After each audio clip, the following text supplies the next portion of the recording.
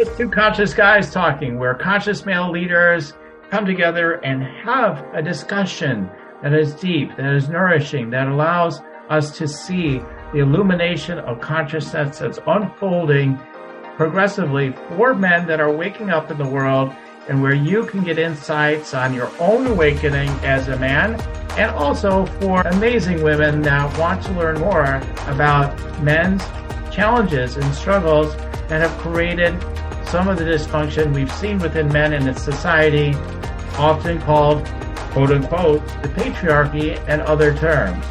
What created it? What is the genesis of it all?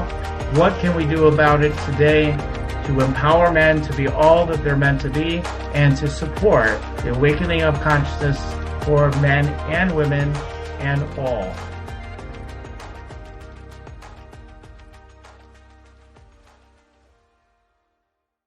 Hey Jay, I'm so glad to be here with you today. It's a great day to be alive, isn't it? Always another great day. It is. Depends on how you look at it, I suppose. But yes, it is a day. Right, right. Yeah, exactly. It all has to do with how we're perceiving things. Certainly, there are moments and days when I'm like, oh my God, I'd rather not be here. Like I still have times like that. I have not like transcended everything or anything, like all these ideas. Like, yeah, my average vibration, I think most of the time is in the good to great range often, and then okay range quite a bit too. Um, but yeah, looking for that to keep it rising some more. But yeah, there's always the like, stuff for sure, especially when I get worn out, like later in the day. Sometimes if I've got really, it's been a brutal day for whatever reason, it's like, oh, just take me, I can't deal with it anymore. So as an entrepreneur and everything, right, dad or whatever, mostly the entrepreneur stuff. So is that what, hey, just as two guys talking here, do you see a lot of head nodding? So do you find that, like, as much as raised as we could get, we still have those dark nights of the soul that keep showing up for us? Yeah, I do find as I like continue embracing my own journey, I go through ups and downs. What's becoming more and more interesting is I don't have this oscillation, even when stuff's like intense. Mm-hmm. It just kind of is. Like it doesn't. I don't know how to describe it. I think part of it is just through meditation and discipline and devotion to some of my habits that I'm sure we'll go into today. It's just like you just watch it. And I think for a lot of people, number one, they become identified with things and they attach labels of like, oh, this is bad, or this is good, or this means this about me, or this or that. And there's been a more powerful place that I've experienced recently where it's just like, it just is. Yeah. And what is it that I choose? How do I choose to respond to this? Where am I going? Where is my focus? And that's been a huge piece, because if I'm focused on where I want to go, then I just don't create time to wallow in the Mm-hmm. nonsense. Not saying that I don't give myself permission to wallow, because sometimes there's a part of me who wants to be seen wallowing, and it's not my wife's responsibility or your responsibility or humanity's responsibility to witness me in my wallowing, but it is my responsibility to witness myself. Right, right, totally. Totally. I've certainly had periods of time where not only was everything fine, but everything's just total bliss for weeks and whatever, weeks and weeks and weeks. And so yeah, I totally hear those states that we get into.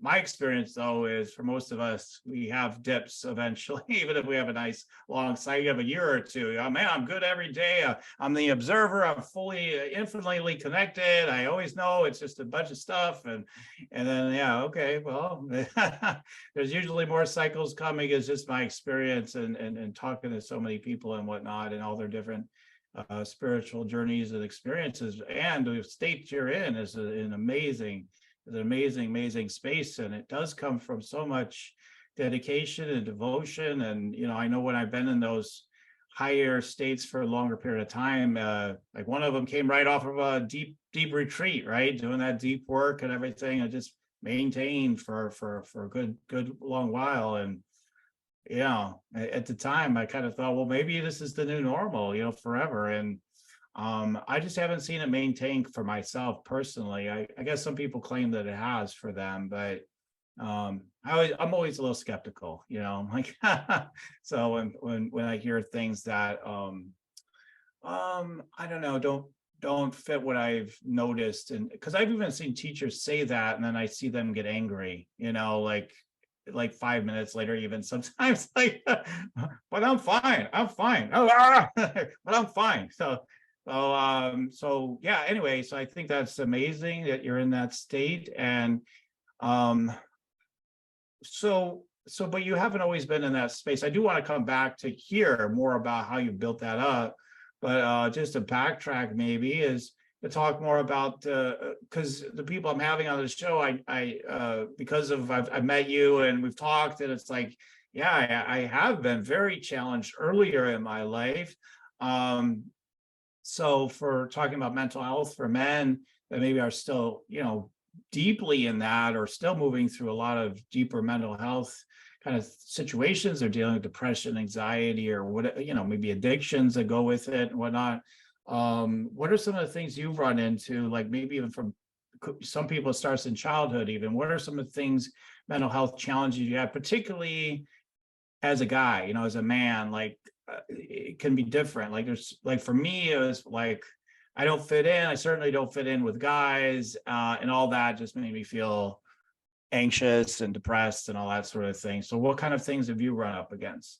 Lots. So if I go all the way back to childhood, I never felt like I was like I fit in. I always, like, I remember, I don't remember how old I was. Maybe I was 6 or something. And I remember it was a Halloween party, and my family had taken me to this Halloween party with one of my dad's concrete contractors at the time, good friend of his, and he had kids, and all the kids were dressed up. And I remember walking through the door, and it was just, for me, my experience as a young child is the chaos. There's all of these people and all these costumes and all of this stuff. And I remember feeling like, oh, like, shrink back. This is a lot to take in. Am I safe here? Am I not safe here? What's going on? What's all this stuff? Like, it was a lot of information coming in. And then I would hear lots of things like, oh, just go play, just do this. And so for a lot of my childhood, I always felt like something was wrong with me, or I was weird, or I was broken, or not normal, or I didn't fit in. And it wasn't really until, so I'm 38 right now as we're recording this, and it wasn't probably till maybe 2 years ago or 18 months ago, I ran across a book called The Highly Sensitive Person by Elaine, whatever her name is. I have it somewhere on this bookshelf. Anyway, so she talked about breaking this whole idea of a highly sensitive person down, and she started studying this even in animals. And basically, she boils it down to 18 to 20% of humans, or 18 to 20% of animals, or what we would call highly sensitive people, or highly sensitive beings, which means inside their brain, they have a very high pause to check mechanism. And I don't know all the scientific stuff for it, but you guys can go read the book if you want to. You can do some Google searches. But well, she actually was on my other show, Spiritual Rockstar Podcast. So totally check her out. Yeah, I can't pronounce her last name off the top of my mind, though. Yeah, I had 2 Elenas on my show right back to back, and one of them was her. So awesome. Yeah. And so her work really shows, like, if there's monkeys and they're up in the trees and all of these monkeys are just like flinging poo at each other, there's 18% or 20% of the monkeys who are just kind of like hanging back, that are kind of like, yeah, I don't know about this. And then those other monkeys, the vast majority of monkeys, like, yo, stop being so serious, stop being so sensitive, just like come up here and fling some poo with us. Let's just put some sticks. And then the other monkey's like, well, I really would like to, but I just can't. I can't even tell you why. It's just overwhelming and it's crazy. And, and then there's like this division.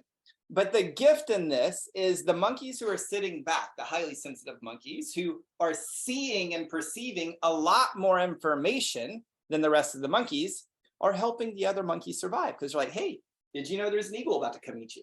Did you know there's a tiger down there? Did you know there's a boa constrictor who's about to eat your baby over there? Like, you may want to go check that out, right? So it's the same thing. And so as I've kind of re-looked at some of the things as a child, I realized, man, I wasn't broken. I wasn't messed up. I wasn't weird.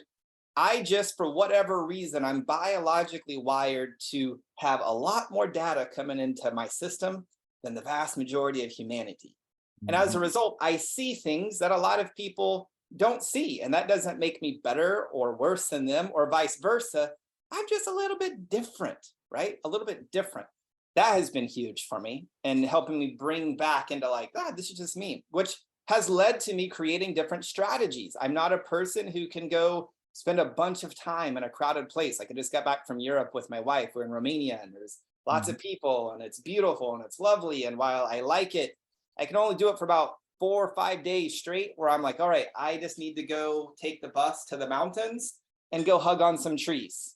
And it's not because I'm a tree hugger. I just have to proactively find ways to offset the amount of data and input that's coming into this body. If not, I'm completely overwhelmed, which then leads to anger, which is just an emotion, and energy. Emotions are energy in motion. It just wants us to change something, which for me, I just want to change and have some space, right? That's been huge. Another thing that completely wrecked me was when my daughter was born. About 2 or 3 months into having my daughter, I just remember sitting in our townhome that we had bought and renovated at that time in Richardson, Texas. And I remember holding my daughter, and I remember looking at her in her eyes and having this thought and feeling, which was like, you don't even care if I'm here. Like, you just want some food. You want somebody to hold you. But other than that, you really don't care if I'm here or not here. And so I had tons of suicidal ideation about just like being able to go to the garage, grab the shotgun, blow my brains out, Kurt Cobain style in the bottom of the garage, and realizing, okay, I need to do some meditation. I need to do some breath work. I need to go work out, like do all the habits. And it was still there. So eventually I reached out to our midwife at the time and I was like, all right, hey, here's what's going on with me. I've tried everything in my power to shift my way of being in my state, and it's just not happening. What do I do? And she's like, hey, it sounds like you have postpartum depression. And I was like, that's for women, right? I mean, women have postpartum depression. She's like, well, yes, that is true. Some women do. But did you know that 1 in 10 men actually have postpartum depression after a birth of a child? I was like, no, I had no idea. So lo and behold, I was one of the lucky 10% in that little demographic. That's been something I've struggled with. Another thing I struggled with 2 years ago, my wife was diagnosed with a cancerous tumor in her back. And so then it was just like processing her potential death, the potentiality of like all of the medical bills and all of the potentiality medical debt of her getting better and then dying and then having to raise my daughter alone, and all of those possibilities that came with that, and finding and extracting the gifts in that, which create a lot of apathy, a lot of like, what is the point of life? What is the point of living? This isn't fair. She's only, 33, 34 years old. How does this happen? This is a person who, goes to Pilates 4 or 5 days a week, who eats organic food, like somebody who does their very best to be responsible in their health.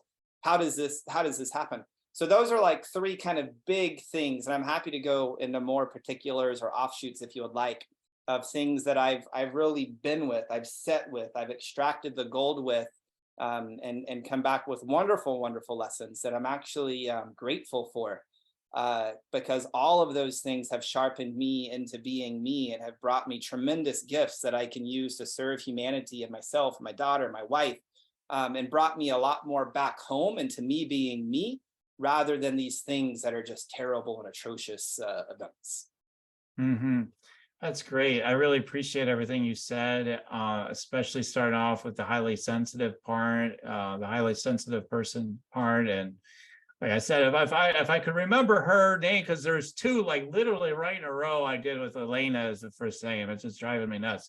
I'm afraid I'm going to say the wrong name, but yeah, while I'm talking, if you grab it off your shelf, that's great. Elaine Aaron, there you go.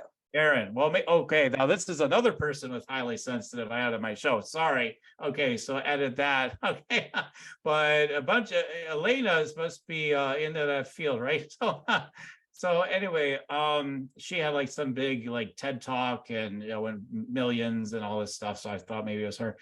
Anyway, so I love that because definitely I'm in that category, the highly sensitive category, and it just reminds me that's basically the primary reason why I have my dips, is because I've taken in too much. I didn't get maybe enough space or take enough time to just to clear or not to take it on in the first place, or all the things we would say. But yeah, that's when I get those heavy feelings, and then I just take the time to clear the energy, and then I'm fine. It's not like it lasts. Usually it's whatever amount of time, less than less than a half a day usually, or an hour or two or whatever it is, but sometimes probably not usually less than that, but it lasts whatever amount of time it does. And I'm like, okay, I'm okay now. One of my tools with that is just with where I'm at right now is just sometimes I just tune into like, well, how long does this feel like it'll even last? Like, I'll probably feel better by tomorrow morning, even, whatever it is. Like, just because sometimes, especially for young people, which isn't probably my primary audience here, but as young people, when you start having those feelings, you don't know, right? It's like, this might last forever. I might be, and sometimes when we do get a deep depression, even as an adult, unless you've had many cycles of depression like me, it's like, you don't know. It's like, oh my God, I'm stuck in something. Am I ever going to feel different? And this is my new reality. And so I thought that was really interesting too, what you said with the postpartum depression for men. I think maybe I'm vaguely aware of that. Maybe I learned that in psychology, given I was as my master's degree, but I wasn't acutely aware of that. I was like, oh wow, I hadn't really thought of that before, fully heard that anytime recently, at least. So I'm like, wow, that's really amazing. That's good information for the audience. It's like, listen, this is a real thing that happens, and to be aware of that it could be, it's not just the women, a lot of us guys, the sensitive guys especially, are usually very involved with the kids, and and it's just so challenging when you have those little ones. So usually it's whatever, there's some kind of, often anyway, there's some kind of external looking challenge that we're having that's overloading our system.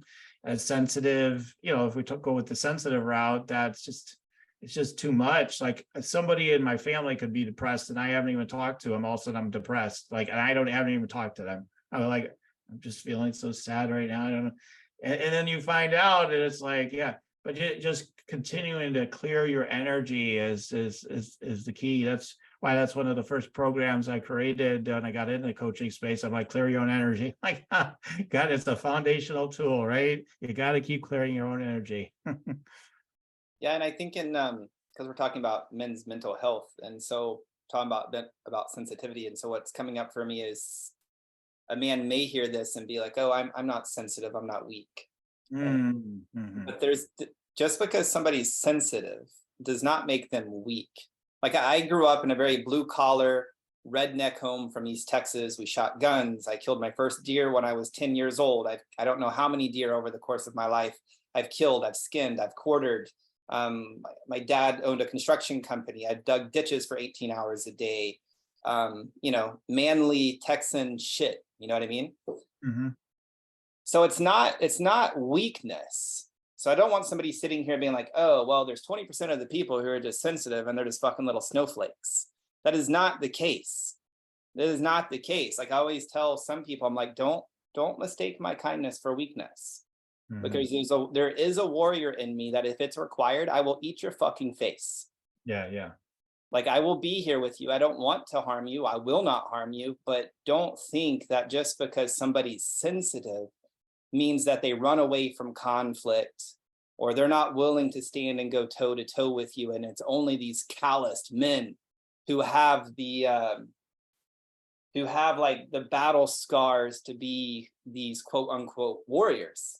My experience has actually been some of the most strong men who walk through life with grounded presence and provide for their families and show up as a father and do their work and evolve their souls, and they shine their light. They're all fucking sensitive, meaning they're picking up on all of the subtle data cues that's happening moment by moment by moment, but they also have the skill sets to offset it moment by moment by moment, and which it actually improves their ability to be a man who provides and protects, because they're not sitting here living in a life of sedation. Mm-hmm. Mm-hmm. And so when I'm saying sensitive, I don't want a man, if they want to listen through this lens, by all means, you're more than welcome to it.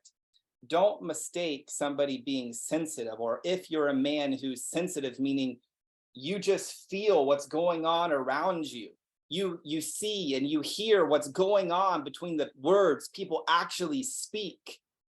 Like, for instance, my wife yesterday, she was crying and she was like, it's not fair that I'm having to go through this, because we're going through her scans next week again, which we do every quarter. And so it's like she's having to face death again every 90 days, every 90 days, every 90 days. And there's a part of me that's just like, yeah, you're a human, you're gonna die. Like, get over it. Like, it is what it is. Like, learn the lessons and move on. Then there's another part of me that's like, well, and she's just an ordinary human who's wrestling with mortality. So have some compassion. And so I asked her, hey, are you doing okay? She's like, yeah, I'm fine. I'll talk about it. And I'm like, okay. So I gave her some space. I came back and I said, I'm experiencing you as somebody who probably feels alone right now. Mm-hmm. I experience you as somebody who feels afraid right now. Is this true? And she's like, yes, thank you for seeing me. And it helped her move the energy and it helped us connect. But that came because I was experiencing her beyond the words that she's speaking out of her mouth, right? Mm-hmm. And so this is the opportunity for men, when they're actually willing to take radical responsibility for what we're just going to call a broad category called mental health. Mm-hmm. You know, and part of me starts wondering, because there's a bunch of men who are doing amazing work, and I really believe there's lots of men right now who are rising. They're really rising up, and they're fully embodying what it means to be an integrated man. And when I say integrated man, I mean a man who's willing to take responsibilities for the duties that they have. Like, it's a duty to show up and be what I'm going to say is a good father. It is a duty to show up and be a good husband. You don't have to, but there's the possibility of, like, even when shit gets hard, that you take on the ability to be like, this is where we're going, and I'm going to lead me and my family through this. To me, that's a very good integrated masculine trait that just doesn't have to be with men. It can be with women as well, but I'm going to stay in the vein of men here. But there's also a bunch of men who are also integrating and starting to open up their ability to integrate their own feminine, to start nurturing, to start connecting, to start being in the flow, to start experiencing what they're experiencing without their mind being like, we have to label this, we have to control this, we have to manipulate this. Because the feminine is just like, well, let's just breathe and let's be here. And so my counter to what I'm saying is, I think a lot of people in the new age community are starting to get lost a little bit in their feminine. Yeah, I agree. Where it's like, let's just flow and all of that. Right. And then there's another group of men who are like, fuck the feminine, we're just going to be warriors, we're going to be rough and tough, and fuck your excuses, and this is that. And there's this division that I'm personally seeing in this men's mental health, which is like, one is fortifying and fostering up, fuck your excuses, fuck your emotions, we don't have time for that, we're going to go provide and protect. And there's some wisdom there. And then there's also wisdom on the other side of like, well, we're going to feel and we're going to be and we're going to connect. And I'm inviting men, at least into this episode, as you're hearing this, there's a center way where you can show up and be a fucking man and be ruthlessly committed to whatever it is that you're called to create, while also being very vulnerable and grounded and connected and feeling what you feel. There's a way to reconcile all of that tension. And when a man is willing to reconcile all of that tension, both their masculine and their feminine, good fucking men exist. That's my little rant. I feel complete. Amen. All right. It's like a prayer, right? So, all right. I appreciate all that. Yeah. I mean, I think one of the things that has created, especially as a teenager and whatnot, like, the thing that created the depression really was, I'm not safe to be fully who I am, bottom line. Like, I can't be as sensitive as I am. I've got to hide that. And I can't be as fierce as who I truly am either, because that's too much for people. That's too strong. And, you know, it's, you know, for me, I'm never a complete product, but I find like the more I'm embracing all of it, that's where I'm most, you know, feeling whole and well and fully like awesome in my own skin. You know, I went to I just started a men's, not my own men's group, but I'm in a men's group, and just started with one just recently again. And I'm like, wow, okay, like these are, a lot of them are younger men. And I was just like, I actually feel really, really comfortable with myself as a man doing all these exercises and things we were doing. And there's always more growth. There's always places where we're, oh my God, and going kind of in here or whatever. But there's always that. But totally, I mean, I'm the same way as far as like with the sensitivity and then the strength. I mean, uh, uh, yeah, I mean, I just I like, well, I'll give one example, like with the fierceness and the protection, just like with coming, this is years ago now, but it was in this house, so it's not that long ago. The kids across the street were, as we came from a concert one night, we got back and everybody was at home. The kids were asleep, I believe. And then we came home, me and my wife Deb, and all of a sudden they're throwing stuff in our garage, like balls or something. And they just started throwing stuff over here, and then we started yelling at them, and then they do it again or something. I forget all the details there, but I do totally remember being like, there's this thing that clicks in for me and some of us, right? Like it is like it's like a predatory kind of vibe that comes through. It's a protector, I suppose, but it's predatory. It's like, boom, you're all dead if that's what it takes. Like I marched out the door. I went across the street, started banging down on their garage door. I didn't care about the parents, right? I didn't care. Yeah, you want to bang on doors? Let's go. Like, and I calmed myself down eventually. Once I got to the door, and I just was so strong. And when I talked to mom, I just says, I told her what would happen, and just a strong way. And don't worry, I'll take care of it. We got it, And then we never had any problems ever again with the neighbors across the street, And so I will say it is a place to master, because, not lately I haven't felt this way, but in the past I was concerned if I flip into this state, this really badass state, I'm going to lose control or whatever. But I find I'm actually more so-called in control when I'm in that state. I'm like actually more, because I've taken people to the ground and I just rip their throat right now, like right on the spot. It'll be like nothing. Like it just, because I have like you like there's a new energy and strength you have when you're in that state. It's just like, whatever, I'll just kill everybody. But like but I've actually never utilized it, because I'm connected enough to know that that's not the thing to do, but I have the strength to protect.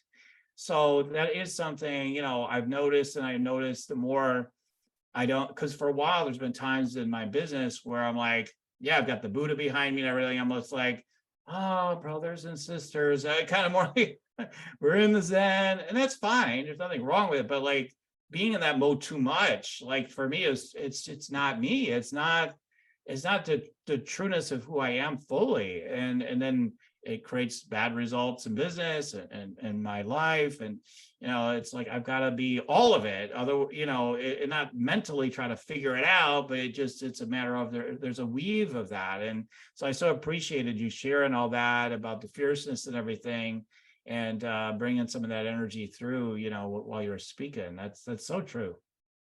One of the things I heard you say is like, when you were depressed, you weren't fully expressed. Exactly. Totally. And this is something, when I look back on my life and when I've been in bouts of depression, it seems to be true for me, which is I'm not being fully expressed. And so I coach a lot of people, and this came up even inside one of the men groups I'm a part of. It's not my men's group, it's just one I'm a part of. And one of the guys is really afraid to be with his rage. And so I experience every single person having what I would call an inner enemy. I'll even go as far as calling it, we'll just call it the darkness to give it a name. Mm-hmm. And the darkness is sneaky because it tries to convince us of like, oh, well, you're not going to be safe if you be with your rage. You could hurt yourself. You could hurt others. So let's just keep that suppressed and sedated. Mm-hmm. Right. And we think we're doing the good thing. We're like, oh, but and this guy, he's a big man. Like he's a very tall, big man. And And so there is a bit of wisdom. Well, if I lost control, his mind says, the darkness says, I might get hurt or people would get hurt. So the best thing I could do to serve humanity is just cut that off of, like, cut that away from me, right? But the problem is he's then not being expressed. So he feels depressed. And so it's like, well, how do we reconcile that tension? How do we give ourselves permission? And so many men have not been taught how to somatically be with their experience. To notice, what are the sensations you're feeling in your body? Like, got tenseness in the jaw. We don't even have to go to the head to label it. It's just like, what's the experience? Yeah, I've noticed some tenseness in my jaw. I've noticed some tenseness in my body. Like, I can just, okay, cool. If you could put a body movement to that tension and you breathe into it, what would that look like? What would it sound like? Like, this is how we start moving and being with the experience without us buying into a concept or a construct that it should look this way, or it has to look this way, or it has to express this way. That's not the truth. I just see so many men who haven't been taught. I was one of them who was definitely not taught how to feel, how to be with my experience, how to put a voice to it, how to put a body movement to it. What does that look like? Can it look crazy? Can I put it 10% more body movement, 10% more sound? Can I just let this vessel be cleaned and purged of the energy that just wants to move through it?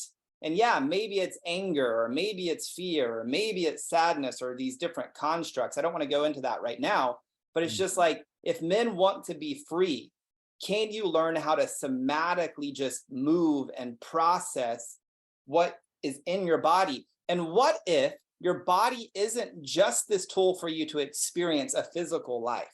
What if possibly your body actually holds massive amounts of wisdom, even more wisdom than your brain? And if you would listen and tune into your body and ask your body, oh yeah, you're feeling tense there. How could we move it? What would that look like? If I put a sound to that experience that's there, what would that look like? And what if your body actually holds the key for you being to be fully expressed, living fully expressed, so that you don't go through life feeling depressed? Does that make sense, Daniel?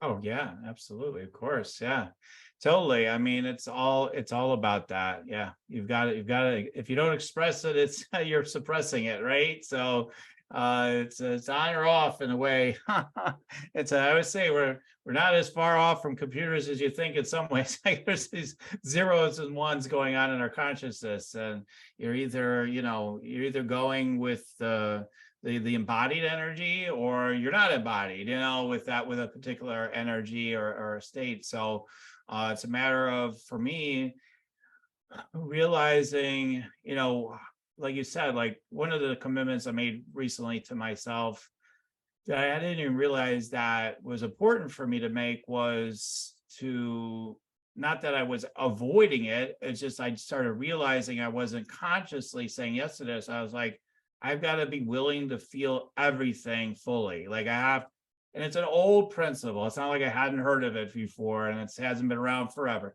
It's just I hadn't really realized that I wasn't being conscious enough of that I was staying in patterns sometimes simply to avoid not feeling something. And that's how my dad was. He'd come home, he'd open up all the potato chip bags around his chair and start eating them, and then just watch TV. And God bless him. I mean, I would not be who I am today, and I love who I am today without my dad. I'm just saying, like, he was just, like, he was such a great example in some ways, but he had patterns, like, that I saw, and that, like, this was a way to numb out because he had such intensity, right? I'm sure he's totally was a sensitive person and everything. So this is how he dealt with it. I didn't have like a lot of us don't have models of how to handle right in a healthier way, right? We see our dads like withdraw and then they blow up, or they're drinking or whatever, like all these different ways that we try to cope. So I think the more, it's one of the things I love about this podcast is we can, not saying any of us are perfect, we're the ultimate model. We're just here to show, like, to point in a direction in a way. And, I feel that if we can be willing to feel whatever is coming up fully like that, then there's not an issue. There really is not an issue. If the issue comes when we're not willing to, then that's where everything goes sideways and all over the place. So that's definitely one of the things I've noticed. Is that, I mean, I imagine at some point, consciously or subconsciously, you also had made that choice. Like, hey, I'm not going to, like you mentioned it before, but I'm not going to suppress these feelings anymore. I'm going to feel them fully. I'm willing to express my feelings fully as it seems, correct to do so. I'm not just going to throw my energy around all over the place, but, so I'm wondering what, if getting into like the tools part of it, like more concrete tools, and you did talk about like feeling in the body and everything. What are some of the ways you've learned to really start to feel like what's really going on, to really feel that energy, to transmute it, embody it, whatever, however you look at it? What are some ways that you've learned to do that? Great question. So I feel like the self-help industry, the new age industry, and even spirituality industry to an extent has become very, very complicated. So I want to take us back a bit to the basics. And so what I'm going to share with you, it's going to sound basic, and then I'll get into why it works. So the first thing that I've learned and that I teach and help people with is just connect to the truth. Sounds so simple. The reality is very, very few of us actually have the courage to connect to the truth. And oftentimes we may not even realize, without having a coach or a mentor or somebody who's willing to be a mirror, to be like, mirror, here's what's going on, like beyond what we think, beyond what we want to be or should be or could be or would be, here is the truth, right? And so why is this important? Well, because creating results and creating a new state in life, it's kind of like a GPS. In order for a GPS to work, we have to know where we want to go, but we also have to align and connect to the truth of where we're at. If I want to go to upstate New York, I don't know a town in upstate New York, so I'm just going to throw the anchor to upstate New York for whatever reason. And if I believed that I was in Las Vegas right now, and I'm like, all right, GPS, Las Vegas to upstate New York, here's the map. And I'm like, okay, well, why am I not getting there? Because if the truth is I'm actually in Dallas, Texas, well, until I connect to the truth that I'm in Dallas, Texas, I cannot create the proper strategy or path to get me to upstate New York. And this is what a lot of humans do, myself included at times, if I don't just remember. Connect to the truth, which may be, man, I'm really afraid right now, which may be, I am terrified of being an asshole. I am terrified of if I became rageful, I'm gonna lose control. Or for some people, their truth may be, I don't, you're telling me to feel, but I don't know how. Maybe I'm broken and fucked up and there's something wrong with me. Maybe I am a robot. Like if that's your truth, let's just start there. Because once we're in the truth, now we have something we can work with, and then we can move into the second step, which is going to be surrender to experience. And so many people don't understand what it means to surrender to experience because they want to create a concept.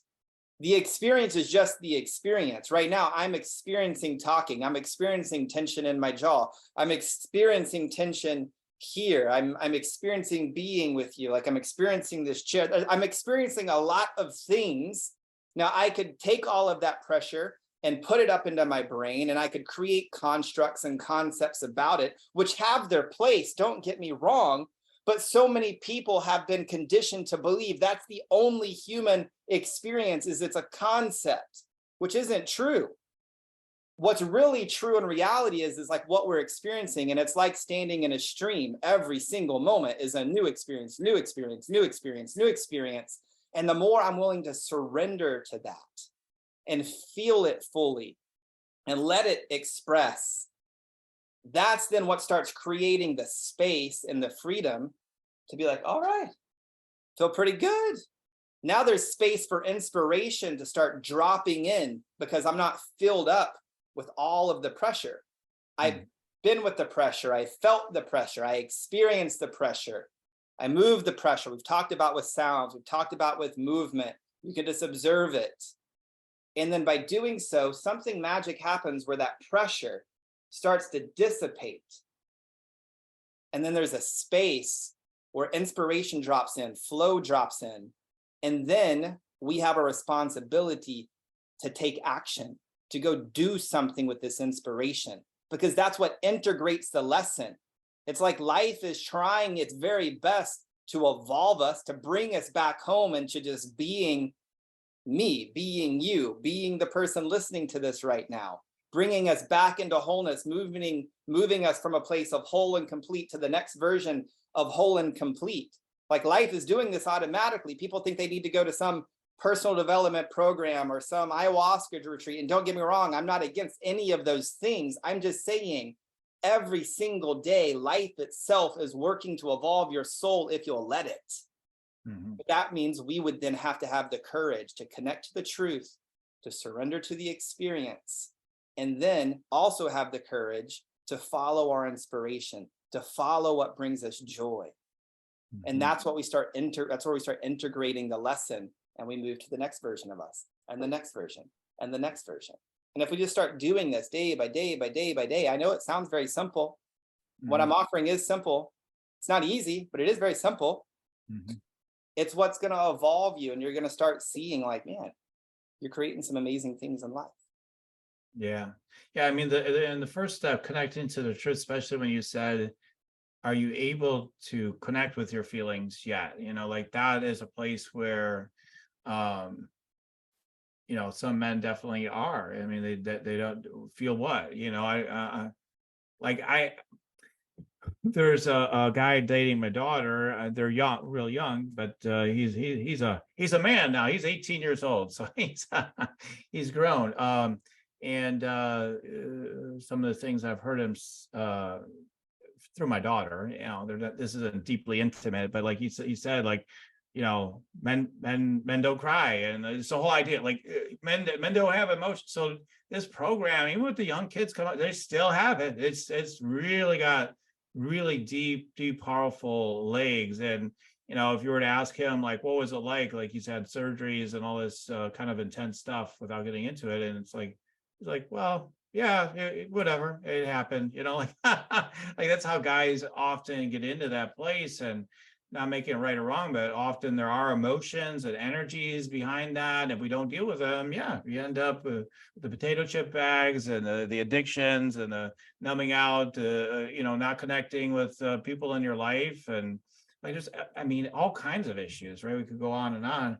So I think that's such a critical step. And then for those that do feel, but how much are you feeling, right? How much are you feeling of what's really going on? Are you feeling it fully? You know, all those sorts of things. And I love what you talked about with the surrender to experience, because I think that is a huge danger that we have. Like that, I feel like I'm deepening there myself right now, because there's a lot of concepts about everything. Oh my God, I'm feeling pretty intense right now. I'm feeling this thing called anxiety right now. And you know, what's the idea with that? Oh, I should relax. I should just, you know, I should probably just take the rest of the day off. I'm getting anxious, and or whatever. Like, you know, it's just like a construct comes in. Oh, this must mean that, you know. And is that even true? Like, okay, I'm feeling anxious. Okay, so all right, whatever. I mean, like, you know, just being aware of it. Okay, that's interesting. Does it need any real attention right now? No, it's just what I'm feeling right now. Okay. And you know, rather than make a whole story around everything all the time, is what I'm hearing you say. And then naturally, like maybe that anxiety is like the birth of a whole new company or something ultimately, right? Like, you know what, damn it, you know what I really want is this. And we start creating from that place. So yeah, I really love that. It was really brilliant. I really appreciated you sharing that. We are starting to come to a place where I'm going to ask you one more question before we wrap up, to make it interesting, you know, here on the show today and keep things moving. But yeah, we could go on and on. We got so much more we could share, right? But yeah, what do you do to help people with this stuff? Do you directly help people with these issues?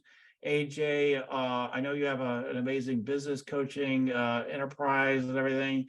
Where can people connect with you? How do you help people? I'd love for you to share anything you'd like about yourself.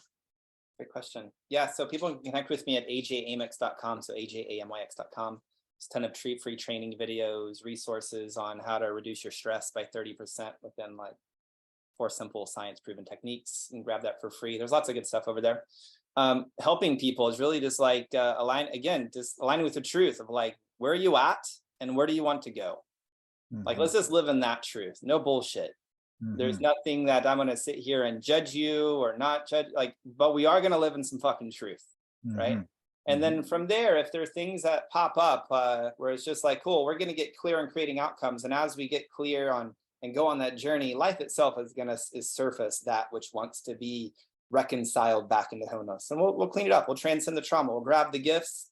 And then we're going to keep on moving forward. And then we're going to take that new sense of power and we're going to start creating epic relationships.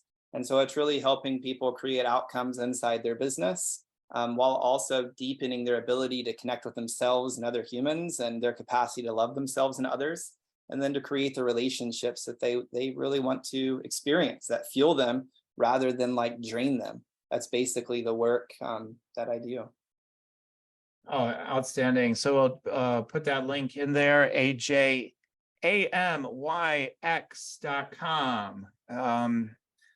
I'm just so blessed, and I know everyone listening is being blessed by your energy, by, the experiences you've had and the wisdom you've gained, and just a sense of strength and power that you're showing, while also, showing a little bit of the vulnerable side for sure today, and also just letting us know, hey, just because I could flip it around. Just because I sound strong today doesn't mean I'm not sensitive, damn it. Like, I love it. Flip it around. It's both, right? So I appreciate it very highly what you shared today. And any last words before we wrap up?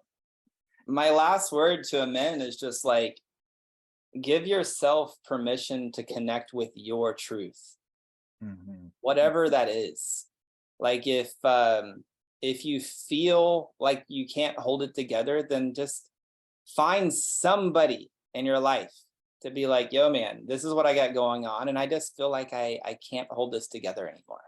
Like, find a space to share rather than just thinking of like, oh, you get to be a lone wolf and you get to put everything on your shoulders and keep your shit together and move forward. My encouragement to any man listening is just like, find a space where you can just be yourself, be accepted as you being you, and hold some space for you to choose how it is that you want to show up next.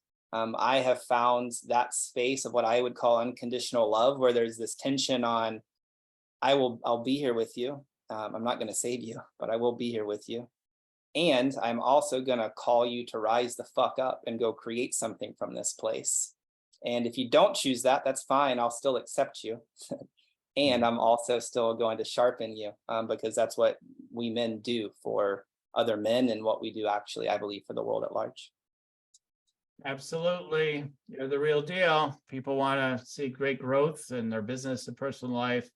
I believe you absolutely deliver that, from what I can tell from you from today, for 100%. So I'm grateful to have had this conversation today with you, AJ. Thank you so much. You're welcome, Daniel. Thank you. Thank you for listening in to Just Two Conscious Guys Talking, where our mission is to impact millions of men ultimately to deepen their awakening by examining their consciousness of what's been unfolding for them with male stereotypes and programming that has allowed them to have opportunities to evolve during these times. It's an exciting time to bring more love to men and women around the world, and we are grateful for you tuning in today. Feel free to share this episode and keep tuning in, and also look in the show notes for a link to get notifications of future episodes. Until the next time, everyone, goodbye for now.